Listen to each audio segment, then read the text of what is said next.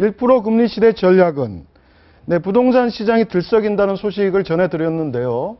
이번에는 과연 그러면 이런 주식 시장은 어떨지 저희도 한번 살펴보겠습니다. 과연 주식 시장도 영향을 받을까요? 네, 방금 주식시장에 대해서 말씀을 주셨는데요. 최근에 부동산 경기가 활성화되고 있다는 말씀을 드렸습니다. 아주 반가운 소식인데요.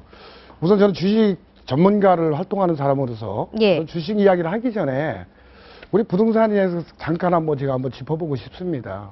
떴다방 말씀을 하셨는데요. 전형적으로 우리나라의 집값을 부추긴 세력들이 떴다방 출신들입니다. 그분들에 의해서 전형적인 부동산 가격이 상승을 했는데요. 최근에 또 그 사람들이 등장을 한다는 것은 충분히 또 부동산 가격 상승 요인은 갖고 있다라고 저도 동감을 하고요. 최근에 이제 부동산 경기가 활성화되면서 주식시장을 활성화가 과연 되겠느냐라고 이제 앵커님께서 말씀을 주셨는데 저는 우리 한국 시장이 올해 최고의 좋은 기회를 맞고 있다라고 생각을 하는 사람 중에 한 사람입니다. 그 이유를 살펴보면 전 글로벌 경기가 급속도로 성장을 하면서 전 세계 증시는 엄청난 성장을 가져왔습니다. 특히 미국 시장은 수배에 달하는 엄청난 성장을 가져왔고요. 유럽도 경기 불안으로 인해서 엄청난 주식시장을 상승하는 요인을 갖고 왔습니다. 근데 전 세계적으로 유일하게 우리나라만 5, 6년째 제자리 걸음을 하고 있습니다. 네, 그렇죠. 이거는 과연 우리나라 산업이 발전이 하지 못했나? 그렇지 않습니다. 물론 저성장 시대에 진입한 건 맞지만 그 안에 우리나라의 IT와 자동차 산업은 엄청나게 성장을 했습니다. 네네.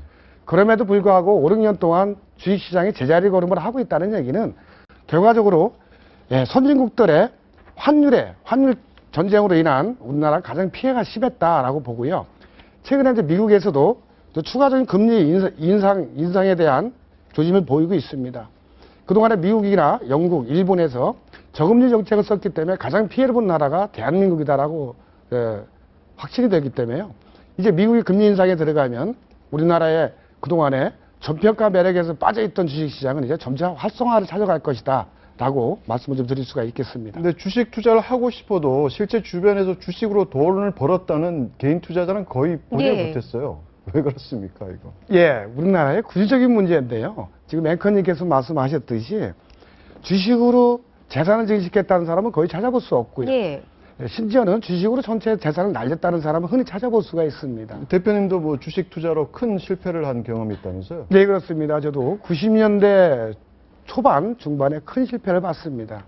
그때 우리가 거의 생각하기조차도 어려운데요. 그런 그 실패를 보면서도 저는 끝까지 그 손을 놓지 않았습니다. 무엇이 문제였는가를 한번 짚어봤고요. 가장 첫 번째 문제는 우리가 개인 투자가들이 자기 환경에 맞지 않은 지나친 욕심을 부린다는 겁니다. 어떤 이게 투기에 주식 투자가 아닌 주식 투기에 마음을 가지고 접근한다는 게 가장 문제고요. 그보다도 더 문제가 되는 게 우리나라의 주식 투자와 거래라는 걸 전혀 모른다는 겁니다. 주식 투자를 하면서도 기본적인 걸 모르고 있다? 그런 개념도 되겠지만요. 주식 투자와 주식 거래라는 거는 전혀 다릅니다. 그 개념 자체가 우리나라가 아직 정립이 안 돼 있는데요. 선진국 같은 경우는 그게 분명히 정립되어 있습니다. 투자와 거래라는 개념이 분명히 정립되어 있어요. 뭐가 다르다는 거죠? 흔히 말하는 이제 주식 투자라고 하면 통상적으로 1년, 2년, 3년, 5년의 장기 투자를 말합니다. 지금 워런 버핏이라든가 조지 소로스 같은 분들이 다 주식 투자를 해서 성공을 거둔 분들이고요. 근데 우리나라의 개인 투자가들이 95% 이상이 주식 거래를 하고 있습니다. 실질적으로 매수해서 한 달을 넘기지 못하죠. 또 수개월을 넘기지 못합니다. 바로 차익이 나며 파는 구조인데요. 이거는 주식 투자와 개념은 전혀 다른 방식이고요. 여기에 따른 이론은 전혀 다르다는 거죠. 우리가 막연하게 세계적으로 주식 투자를 해서 성공한 분들의 이론을 뒤쫓고 있는데요. 그분들이 한 거하고는 전혀 다르다는 겁니다. 우리가 실질적으로 하고 있는 부분은 전혀 다른 개념이다라고 말씀드리는데 그것이 문제입니다. 그걸 아는 분들이 거의 없다라는 거죠. 저는 그래서 우리 한국의 주식시장은 주식 투자라고 말은 하지만 주식 투자를 하는 분들이 거의 없다라는 거고요. 주식 거래를 하는 분만 계시다, 단기적으로. 맞습니다. 단기적인 주식 거래가 아니라 장기적인 암묵으로 투자를 해야 한다라는 말씀이신 거죠? 근본적인 거는 장기적인 투자가 가장 적절하고요. 여기에서 오히려 장기적인 투자보다도 단기적인 거래가 큰 수익이 나온다는 건 분명합니다. 그렇죠. 하지만 주식 투자보다는 주식 거래가 매우 또 쉽다는 겁니다. 근데 이게 이론이 잘못되어 있고요. 정립시켜주지 못하고 있는 게 그런 환경적인 문제가 상당히 크다고 봅니다. 현재 이제 우리나라 대한민국 주식시장의 가장 큰 문제점은 한 4년 반 동안 박스에 갇혔다는 겁니다. 이 박스가 뭐냐면은 이렇게 이 하단선과 상단선 안에 네. 올라가면 내려가고 내려가면 올라가고 그러니까 1900에서 2100 사이를 거의 4년 반 동안에 유지를 했었습니다. 그러니까 네.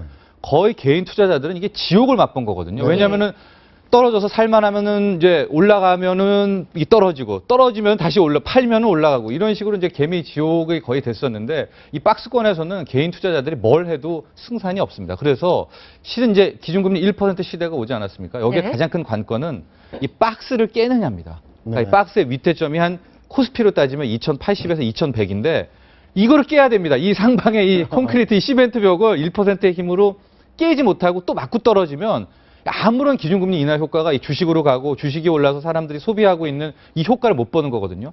그래서 지금 주식 하시는 분들 앞으로 할 분들도 과연 이 박스의 상단 한 4년 반 갇혀 있었던 이거를 이번 1% 금리를 가지고 깨느냐를 보시고요.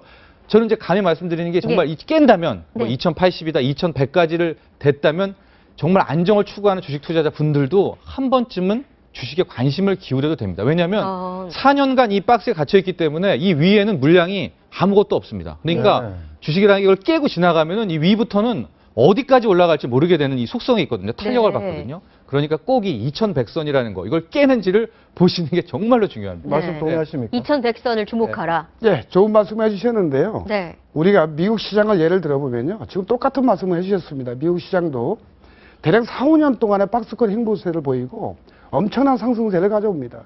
그게 2000포인트대에서 1만 포인트대를 시대를 돌입하는 게 지금 4, 5년 동안의 행보 구간을 박스권을 돌파하고 나서 일어났습니다. 저희 나라도 똑같은 말씀을 해주셨습니다. 지금 4, 5년 동안에 걸쳐서 박스권 행보 추세를 보이고 있다는 거죠. 근데 올해는 그 흐름이 박스권을 돌파하고자 하는 흐름이 강하게 나타나고 있다는 거죠.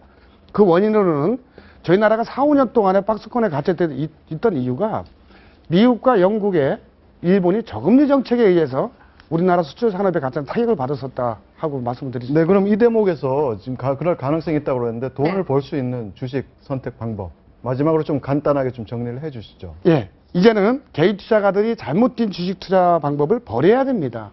이제 그동안에 했던 계속 손실의 원인은 이제는 제거해야 된다라고 말씀드리고요. 그동안에 제가 우리나라 주식시장의 단점을 단언적으로 말씀을 드렸는데 이러한 주식시장의 단점을 그 누구도 지적해 주지 못했다는 거죠. 지금 박스권을 지적해 주셨는데요. 주식 거래는 박스권에서 가장 수익이 좋게 날 수 있는 장점을 가지고 있습니다. 네. 주식 투자는 박스권에서의 가장 단점은 손실을 본다는 거고요. 그러니까 이런 개념을 정리 못 해주는 우리나라 금융시장의 참 문제점이 크다라고 말씀드리고 이제 3만 달러 시대에 진입하고 있는 우리나라가 이제 금융시장을 키워가고자 할 때는 주식시장의 개념을 정확히 좀 짚어줄 필요가 있다고 말씀드리면서 올해는 주식시장이 부동산 경기를 훨씬 능가하는 예. 부동산 시장은 이제 점진적으로 활성화되기는 어려운 부분이 있다는 부분을 말씀을 드리고 싶고요. 주식시장은 올해 상단 박스권을 돌파해서 위에 거침없이 달려가는 그런 대한민국 주식시장은 큰 한번 기대를 가져볼 수 있다라고 저는 생각을 하고 있습니다. 네, 오늘 말씀 고맙습니다.